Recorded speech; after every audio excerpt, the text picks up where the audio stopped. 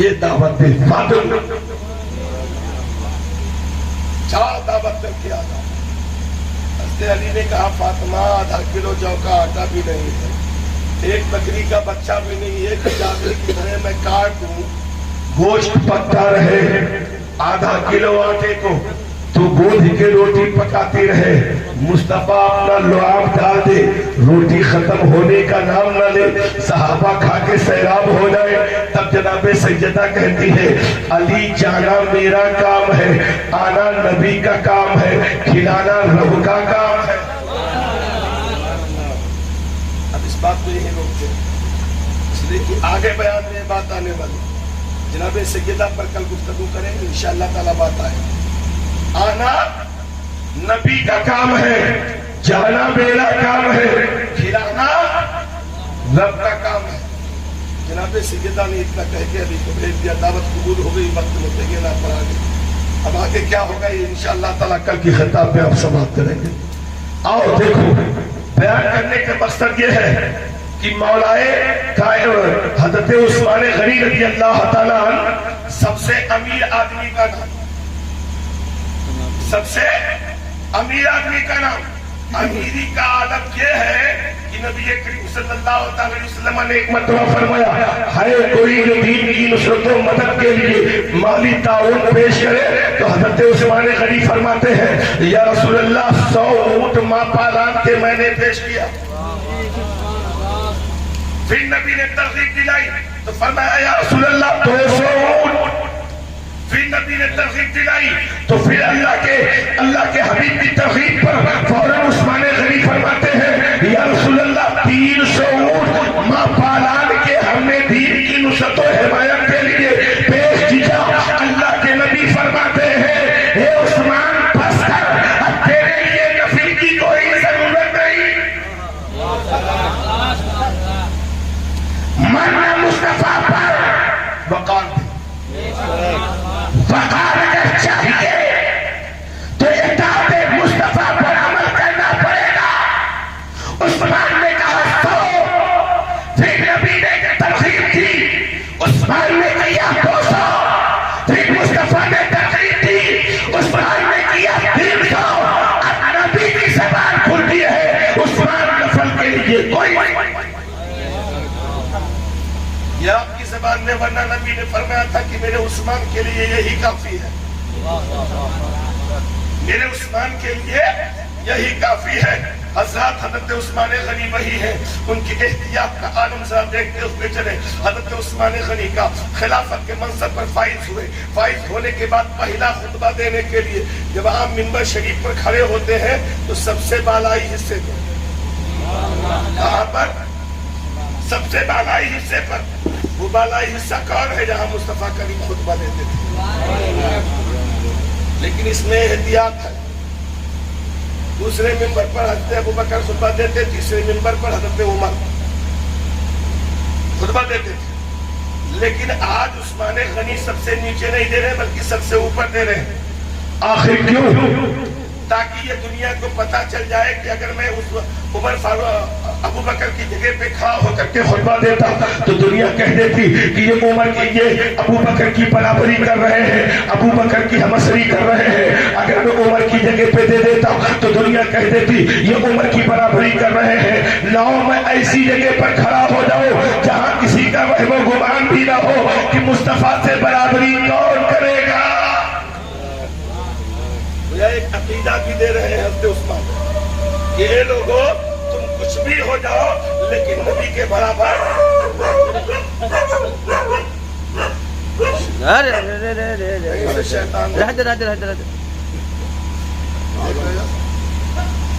مسلم تھوک کا معاملہ ہے۔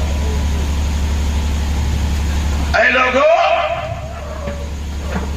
نبی سے برابری کا عقیدہ کبھی نہ رکھنا، اس لیے کہ اگر مصطفیٰ کریم سے برابری کا عقیدہ کیا تو ساری عبادت رائے گا، ساری نیازت ضائع۔ سنو یہ وہ جگہ ہے جہاں برابری نہیں ہو سکتی ہے، وہی عثمان غنی ہے۔ پہلے دن خطبہ دینے کے لیے جب کھڑے ہوئے تو رب کی تعریف بیان کرتے ہوئے فرماتے ہیں اے لوگوں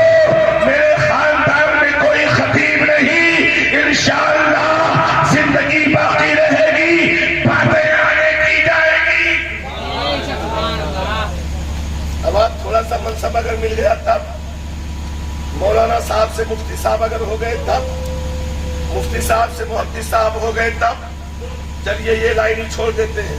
اگر کوئی پہلے نوکری کر رہا تھا، اب وہ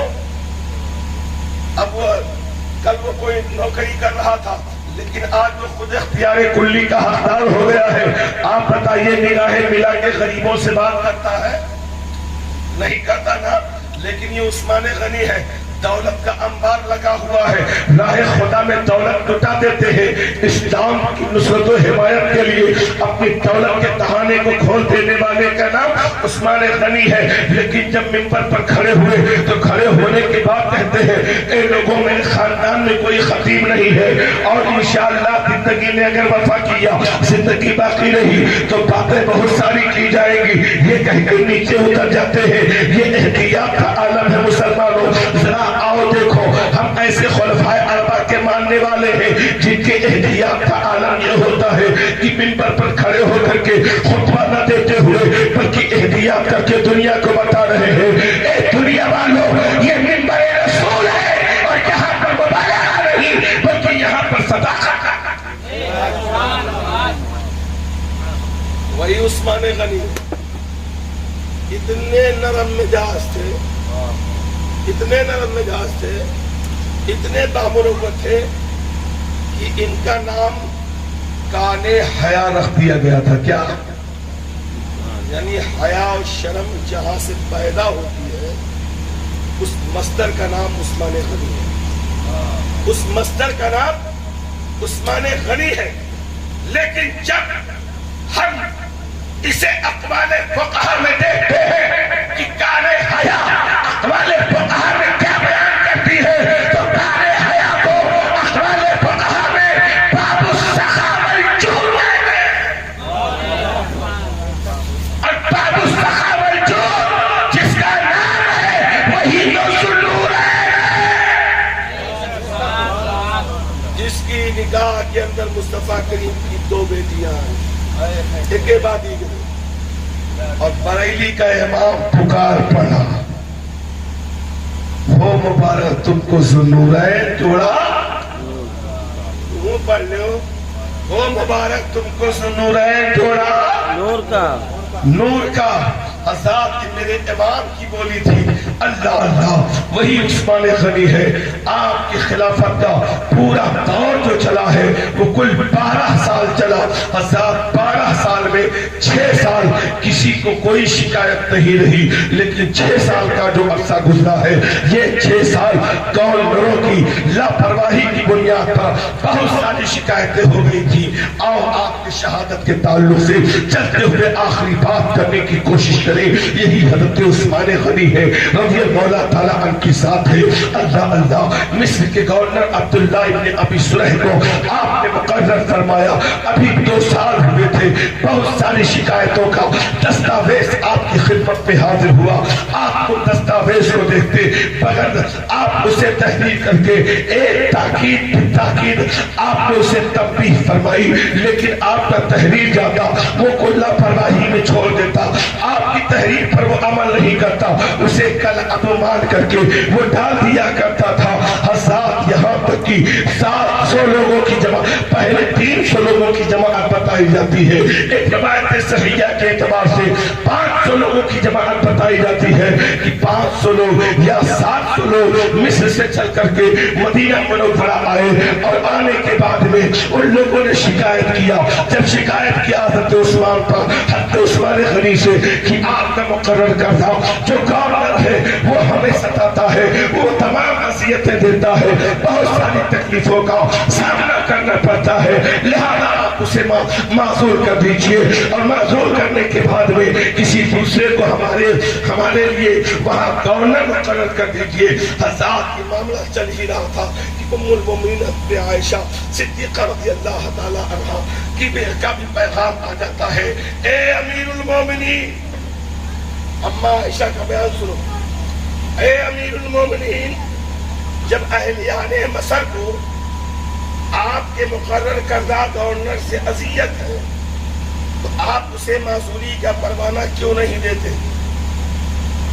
میں چاہتی ہوں کہ وہ دین مصطفیٰ صلی اللہ تعالی علیہ وسلم جس کی نصرت و حمایت اٹھاؤ تواریخ کی کتاب ہے، بات سمجھ میں آئے گی۔ ام المومنین کا ایک مکمل باب اور بیان ہے، فرماتی میں چاہتی ہوں جس دین مصطفیٰ صلی اللہ تعالی علیہ وسلم کی نصرت و حمایت میں آپ ہمیشہ پہل قدمی فرماتے تھے، اسی دین کی بقا کے لیے اگر معذور کرنا پڑتا ہے، الزام کا متلزم ہے، اگر وہ الزام اس پر سچ واقع ہوتا ہے تو آپ اسے معذور کرتے ہیں۔ اسی روایت کو حضرت ملا علی قاری بھی شرح منقات میں نقل کرتے، اور شرح منقات میں نقل کرتے حضرت ملا علی قاری نے بھی اسی طریقے سے بیان فرمایا کہ مولائے کائنات فرماتے ہیں کہ جو قول ام المومنین کا ہے وہی قول انا علی و علی کا ہے۔ بس یہ کہہ کر کے بات ختم کرتے ہیں۔ حضرت علی فرماتے ہیں کہ آپ اسے ضرور معذور فرما دیجئے۔ حضرات یہ تمام باتوں کو سننے کے بعد حضرت عثمان غنی کا احتیاط ملاحظہ فرمائیے، کتنے بامروت تھے، کتنے نرم مزاج تھے، اتنا سچ سننے کے باوجود بھی فرماتے ہیں اے لوگوں تمہیں اختیار ہے، تم جسے چاہو اسے گورنر منتخب کر لو، میں عبداللہ ابن ابی سریح کو معذوری کا پروانہ دے دیتا ہوں اور ان کے تقرری کا پروانہ انہیں دے دیتا ہوں۔ حضرات اختیار دے دیا، اپنے ہاتھ میں نہیں رکھا بلکہ کہا جسے چاہو اسے تم اپنا گورنر مقرر کر لو۔ لوگوں نے دیکھا کسے مقرر کیا جائے؟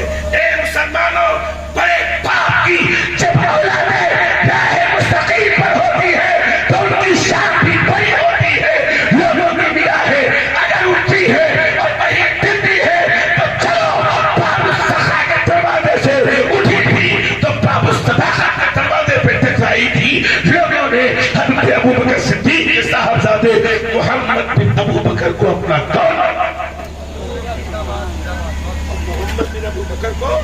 اپنا گورنر تسلیم کیا۔ ادھر حضرت عثمان غنی نے عبداللہ ابن ابی سریح کے نام معذوری کا پروانہ لکھا کہ وہاں سے تو دستبردار ہو جا، چلا جا، تیرے خلاف بڑی شکایتیں ہیں اور تیرے مقام پر ہم نے عبداللہ محمد بن ابی بکر کو گورنر مقرر کر دیا ہے۔ یہ پروانہ بھی جاری ہوا تھا۔ 700 لوگوں کے جو افراد تھے یہ پروانہ لے کر کے چلے تھے، ابھی مدینہ شریف سے تیسری منزل پر ہی تھے، کیا دیکھتے ہیں ایک حبشی غلام ہے جو اپنی سانڈلی پر بیٹھا ہوا نہایت تیزی کے ساتھ مصر کی جانب سفر کر رہا ہے۔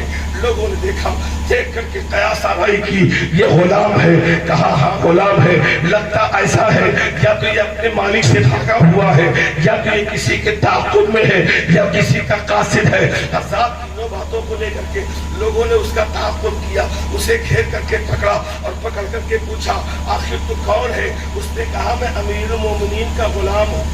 کیا کہا؟ لے کر کیا جا رہا تھا؟ اگر اجازت ہو 2 منٹ کے لیے تو میں قرآن پڑھ دوں۔ ہے اجازت؟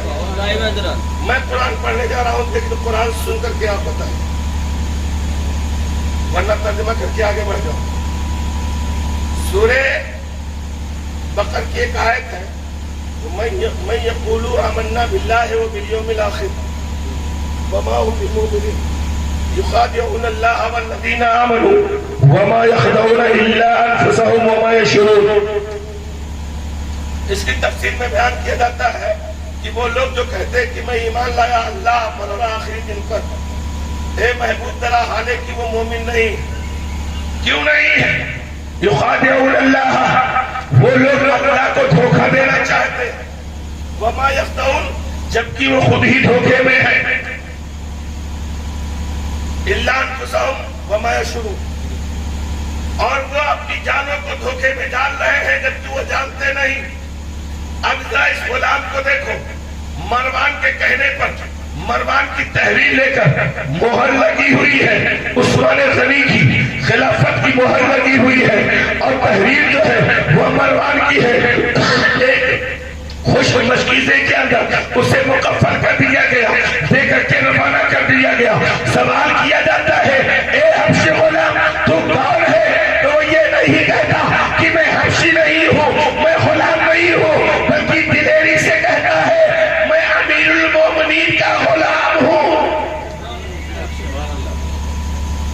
تک ایک نے پہچان لیا، کہا یہ صحیح کہہ رہا ہے، یہ امیر المومنین کا غلام ہے، لیکن یہ اونٹنی بھی امیر المومنین کی ہے۔ آخر مشکیزے میں کیا ہے تلاشا گیا تو ایک خط نکلا، ایک خط نکلا۔ دیکھو دنیا میں کتنے بڑے بڑے دھوکے باز ہیں، اور اسی میزان پر آپ اپنے آپ کو رکھ کر کے تولیں۔ اگر کہیں ذرہ برابر بھی ٹچنگ ہو رہی ہو تو مس کر کے نکل جائے گی، تاکہ زندگی کامیاب ہو جائے۔ حضرت جب وہ خط کھولا گیا تو اس خط کے اندر لکھا تھا، یہ خط بنام ہے گورنر مصر عبداللہ ابن ابی سریح کے نام، مصر سے جو 700 لوگوں کا دستہ مدینہ طیبہ آیا، ہم نے ان کے کہنے کی بنیاد پر محمد بن ابو بکر کو ہم نے وہاں کا گورنر مقرر کر دیا، لیکن جب یہ وہاں پہنچے تو انہیں قید کر لو اور انہیں قتل کر دو، اور ہمارے اس فرمان کو کل عدم جانو، یعنی اس پر عمل نہ کرنا، اسے چھوڑ دینا اور ہمارے دوسرے حکم نامے کا انتظار کرنا۔ کتنا بڑا دھوکہ تھا۔ غلام بھی امیر المومنین عثمان غنی کا، اونٹنی بھی انہی کی، مشکیزہ بھی انہی کا، لے کر جانے والا غلام بھی انہی کا۔ بتائیے کتنے ثبوت مل رہے تھے کہ نہیں مل رہے تھے؟ لیکن تحریر حضرت عثمان کی نہیں تھی، سبحان اللہ۔ تحریر حضرت عثمان کی نہیں تھی، تیسری منزل طے کر رہی تھی، کر رہا تھا یہ قافلہ۔ وہیں سے جب پڑھا گیا تو پڑھنے کے بعد محمد بن ابی بکر نے، حضرت محمد بن ابی بکر نے اس پر کئی لوگوں کے دستخط دیے اور اسے پھر ایک آدمی کے تحویل میں دے دیا، اور پھر واپس ہو گئے۔ کہا چلو چلتے ہیں مدینہ چلتے ہیں، اور چل کر کے امیر المومنین سے مواخذہ کرتے ہیں۔ آ گئے مدینہ، امیر المومنین سے مواخذہ ہونے لگا۔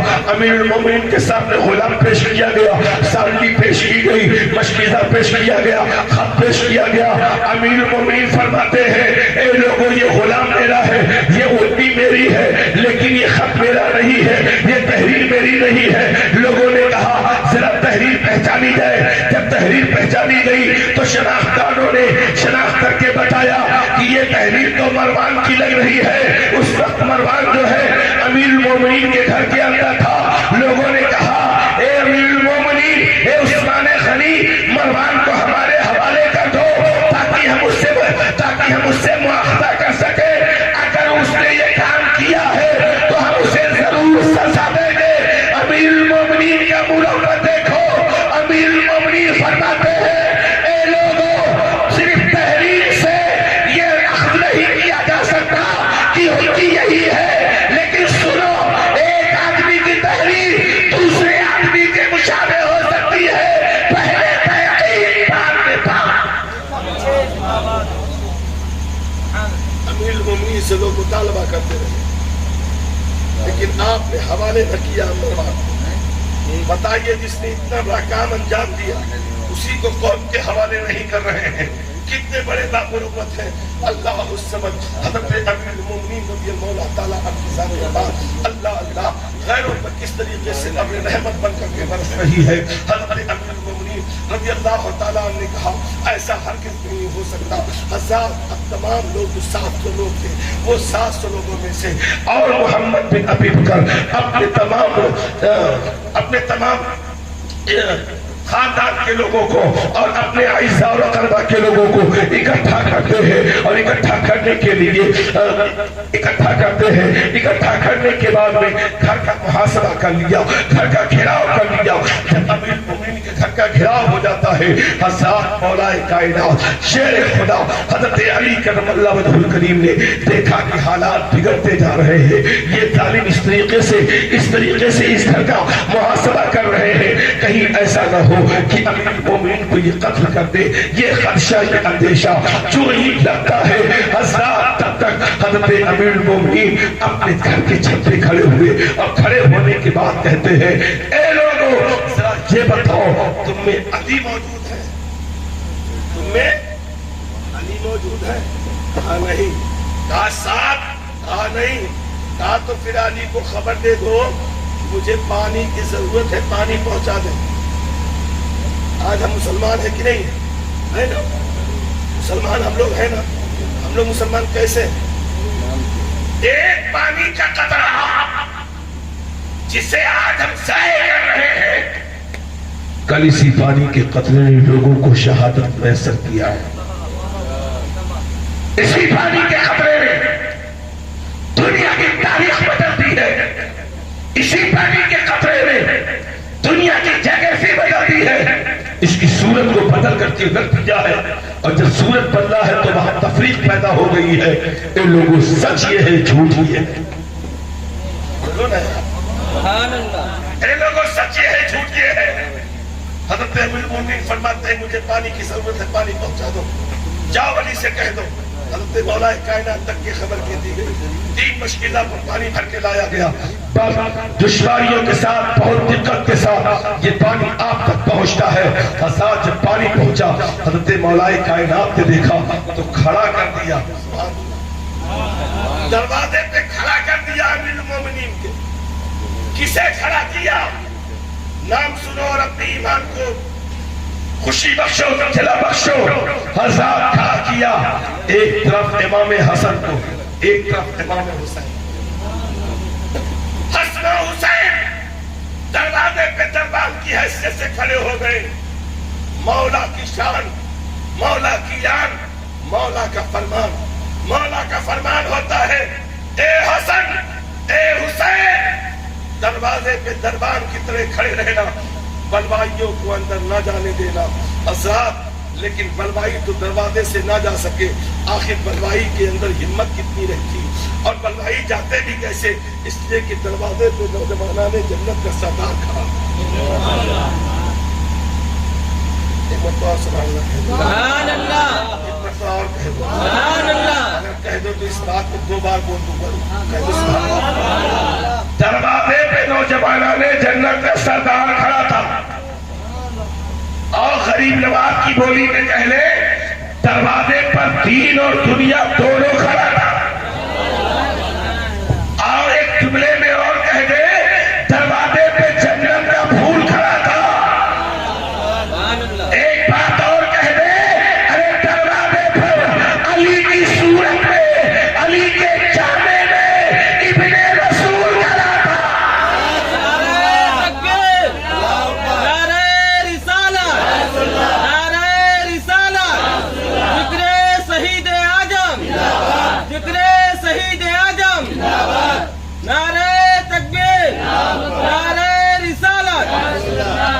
دروازے پہ ذکر خیر کے ساتھ ایک ذات کھڑی تھی جسے دنیا حسنین کہتی تھی۔ اب خیر کے ساتھ ایک ذات جو تھی وہ حسن و حسین کی تھی۔ آخر وہاں سے برائیاں کیسے داخل ہوتی؟ یہ ہو ہی نہیں سکتا، اس لیے کہ اہل سنت کا عقیدہ ہے کہ جہاں پر نیکی کی جاتی ہے برائیاں وہاں سے ختم ہوتی۔ محمد بن ابی بکر نے دیکھا کہ دروازے پہ شہزادہ علی کھڑے ہیں، اندر جانے کا کوئی راستہ نہیں۔ بلوائیوں نے بھی دیکھا جانے کا راستہ نہیں۔ محمد بن ابی بکر نے 2 بلوائیوں کو اپنے ساتھ لیا اور پڑوس کے مکان کے چھت پہ چڑھے، اور چڑھ کر کے حضرت عثمان غنی کے گھر کے اندر کود پڑے، اور جب عثمان غنی کے گھر کے اندر کود پڑے تو یہی محمد بن ابی بکر ہے جو حضرت ابو بکر کے صاحبزادے ہیں۔ انہوں نے حضرت عثمان غنی کی داڑھی پکڑ لی، اور جب داڑھی پکڑی تو پکڑنے کے بعد حضرت عثمان نے فرمایا اے محمد بن ابی بکر، اگر تیرا باپ یہ کرتے ہوئے، یہ گستاخی کرتے ہوئے تجھے دیکھ لیتا پتا تیرے ساتھ کیا کرتا؟ محمد بن ابی بکر نے جیسے اپنے بابا کا ذکر سنا، داڑھی چھوڑ کے پیچھے کھڑے ہوئے، اور جیسے ہی آپ پیچھے ہو رہے ہیں تب تک 2 بلوائیوں نے آپ پر حملہ کر دیا۔ جب آپ پر خنجر سے حملہ کیا، آپ کے خون کا فوارہ جب ابلتا ہے، حضرات تو قرآن کھلا ہوا تھا، قرآن پڑھ رہے تھے حضرت امیر المومنین عثمان غنی، اور آیت کریمہ چل رہی تھی فَسَيَكْفِيكَهُمُ اللَّهُ وَهُوَ السَّمِيعُ الْعَلِيمُ۔ اس پر خون کے چند قطرے پڑے ہوئے نظر آ رہے تھے، اور عثمان غنی کے خون کے قطرے جب اس آیت طیبہ پر پڑتی ہے تو آپ کی بیوی حضرت نائلہ نے بہت زور سے چیخا، لیکن آواز باہر نہ گئی، چھت پہ گئی، اور اے لوگوں امیر المومنین شہید۔ اِنَّا لِلَّهِ جب یہ خبر پہنچ گئی طلحہ کے پاس. بولو سو لینا کسی رات. آج بول سبحان اللہ.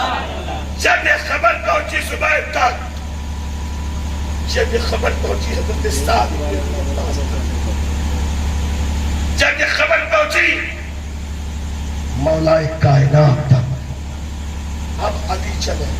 سبحان اللہ. غضب کی چال ہو، نگاہیں پرجلال ہو، علی با کمال ہو، سامنے ذات جمال ہو، سبحان اللہ. مطالبہ ہو. حسن پہرے داری تو تیری تھی، پلوائی اندر کیسے؟ حسین پہری داری تو تیری تھی، برائی اندر کیسے؟ اے ابن سعد، اے ابن زبیر، اے ابن طلحہ، وفاداروں کے بیٹو، وفاداری کے ساتھ پہرے داری تھی، آخر غداری کہاں؟ سوال کرنے والا علی ہے، سوال کرنے والا علی ہے. جواب کسی نے نہ دیا. جواب دیتے دیتے اگر دیا تو علی کے لال حسن نے دیا. سبحان اللہ. بابا غضب کی چال تھی، نگاہوں میں جلال تھا. ایک تھپڑ کھینچ کے امام حسن کے رخسار پر علی نے مار دیا. بڑے بھائی کو مار کھاتے چھوٹے بھائی حسین نے دیکھا، لپٹ کے سامنے آئے. بابا علی نے پرجوش انداز میں ایک گھوسا آپ کے سینے پر مار دیا. بڑے بھائی کی بھی زبان چپ گئی، چھوٹے بھائی کی بھی. کہنے دو. شہید ہوئے تھے عثمان غنی، شہید کیا تھا بھائیوں نے، سامنے سے نہیں چھپ کر کے. لیکن آج زبان خاموش ہے امام حسن کی، آج زبان خاموش ہے امام حسین کی.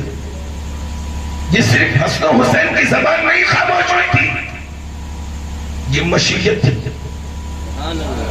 یہ مشیت تھی. مشیت کا یہ حکم تھا. علی بڑے کو تماچے مارنا، چھوٹے کی سینے پہ گھوسا دینا.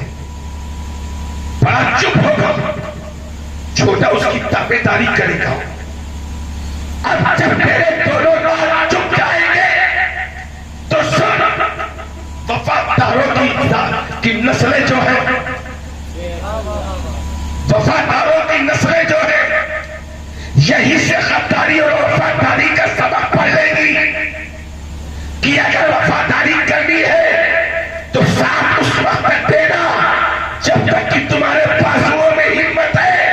ارے دیکھو، مجھے کہنے دیا جائے یہ مدینہ میں پہلا تاریخ عثمان غنی ہی نہیں تھا، بلکہ کربلا میں آخری کے چاپٹر حسین ابن علی نے اس پہرے داری کی ایسی پہرے سبق لگائی ہے کہ قیامت تک کوئی لگا نہیں سکتا، قیامت تک کوئی اسے لگا نہیں سکتا. نہ تو اس پہرے داری کی سارے پیچھے کوئی پیش کر سکتا ہے، نہ تو اس کی تفصیل کوئی لا سکتا. سبحان اللہ. بات آیا ہو گئی، آنے والا سامنے سے نہیں پیچھے سے آیا ہے. مولا کائنات شیر خدا حیدر کرام رضی اللہ تعالیٰ عنہ نے حضرت عثمان غنی رضی اللہ تعالیٰ عنہ کے قریب جاتے ہیں. آپ نے دیکھا وہ تاریخ اگر بیان کیا جائے تو بات بڑی لمبی ہو جائے گی. اختصاراً بیان کر دیتا ہوں کہ حضرت عثمان غنی رضی اللہ تعالیٰ عنہ کی ذات پاک کو ملاحظہ فرمایا. پھر آپ کی بیوی حضرت نائلہ کے ہاتھ کو دیکھا تو حضرت نائلہ پر بھی ان ظالموں نے حملہ کیا تھا، جس کی بنیاد پر تلوار کے وار کو جب آپ نے روکا تھا تو آپ کے ہاتھ کی 2 انگلیاں کر چکی. کتنی؟ 2 انگلیاں کر چکی تھی. اور ایک نے تماچا مار دیا تھا حضرت نائلہ کو. کیا کر دیا تھا؟ تماچا مار دیا تھا. تو عثمان غنی نے فتویٰ دے دیا تھا وہ ذات بد دعا دے رہی ہے جس کی مروت کی قسم سبحان اللہ. بد دعا دے دیا یا اللہ اس کے ہاتھ اور پاؤں دونوں کاٹ لے. اس کے ہاتھ اور پاؤں دونوں کٹ گئے. یا اللہ اسے جہنم میں ڈال دے. یہ بھی ہونا تھا. تو چلا رہا تھا روڈ پر منہ کے بل پڑا. پوچھنے والے نے پوچھا آخر بتا کیا کر رہا ہے؟ کیوں کہہ رہا ہے ہائے میری قسمت جہنم, ہائے میرا مقدر جہنم, کیوں کہہ رہا ہے؟ تو اس نے کہا ہے لوگوں دعا تو آج تک سبوں نے دیا تھا لیکن دعا عثمان غنی نے دیا ہے. اور میں اپنی آنکھوں سے دیکھ رہا ہوں کہ 2 بد دعاؤں کا شکار ہو چکا, تیسری باقی ہے اور تیسری ہی میری آخری ہے. اور یہ سچ ہے کہ مجھے جہنم ملے گا. یہ حضرت عثمان غنی کی کرامت ہے. وہ چیخ رہا تھا زمین پر ریت کے کہہ رہا تھا ہائے میرا مقدر جہنم, ہائے میری قسمت جہنم, ہائے میرا مقدر جہنم. عذاب کسی ہاتھ کٹے کسی پاؤں کٹے انسان کو آپ جب دیکھیں گے تو دیکھ کر کے آپ کو رحم و کرم آئے گا کہ نہیں آئے گا؟ اور وہ یہ بھی کہہ رہا ہو کہ ہائے میرا مقدر جہنم. جب اس پوچھنے والے نے پوچھا آخر یہ معاملہ کیوں ہے تو اس نے بتایا کہ جب حضرت عثمان غنی کو ہم شہید کر رہے تھے تو ہم بھی ان کے گھر کے اندر گھس گئے تھے اور ان کی بیوی بہت چیخ رہی تھی, بہت زور کی آواز کر رہی تھی. تو میں نے ان کی بیوی کو ایک تھپڑ مار دیا تھا. اسی تھپڑ کو مارتے ہوئے عثمان غنی نے دیکھ لیا تھا جس کی بنیاد پر انہوں نے مجھے بد دعا دے دیا تھا. تو بد دعائیں ہو چکی ہے, آخری بد دعا تیسری باقی ہے. اب میرا جہنم میں جانا یہ سچ. عرض کرنے کا مقصد یہ ہے کہ جس نے آپ کو شہید کیا تھا تو نہ محمد بن ابی بکر نے بھی شہید نہیں کیا. محمد بن ابی بکر نے بھی شہید نہیں کیا تھا. شہید کرنے والا جو تھا وہ بلوائیوں میں سے تھا. 2 نام کا ذکر آتا ہے, ایک کا نام آتا ہے حماد اور ایک کا نام آتا ہے اسود. یہ دونوں میں سے یہ دونوں بلوائی ہیں, لیکن ایک یہ دونوں بلوائی ہیں. ان دونوں میں سے ان دونوں نے آپ کو جامع شہادت آپ ان دونوں کے ذریعے سے آپ نے اپنے حقوق آپ نے جامع شہادت توش فرمائی. حضرت مصطفیٰ کریم کا وہ فرمان رسالت کہ وہ ہر پہاڑ کی چوٹی پر نبی کریم حاضر ہو اور فرمائے اسکت ہدوہما لا اسکت ہدوہما, اے ہر پہاڑ کیا تجھے معلوم نہیں ہے کہ آج تیری چوٹی پر ایک نبی ایک صدیق تو شہید موجود ہے. میرا امام فرماتا ہے ایک ٹھوکر میں اور بار زندہ جاتا رہا, رکھتی ہے کتنا بقا. اللہ اکبر. ایک جا آلود شمس و قمر سے بھی تبا کر ایک. یہ فرمان مصطفیٰ تھا. حضرت عمر کو بھی شہید فرمایا, حضرت عثمان کو بھی شہید فرمایا. یہ مصطفیٰ کریم نے شہید فرمایا تھا. کب فرمایا تھا؟ بہت پہلے فرمایا تھا. وہ غیب تھا, پیغمبر کی تربیت یافتہ تھے جس کی مثال آج دنیا دیکھ رہی ہے وہ صبح قیامت تک دیکھتی رہے گی. بس اہل اسلام انہی چند جملوں کے ساتھ اپنی گفتگو ختم کرتے ہیں. وما توفیقی الا باللہ وآخر دعوانا الحمدللہ استغفر اللہ ربی من کل ذنب واتوب الیہ. السلام علیکم.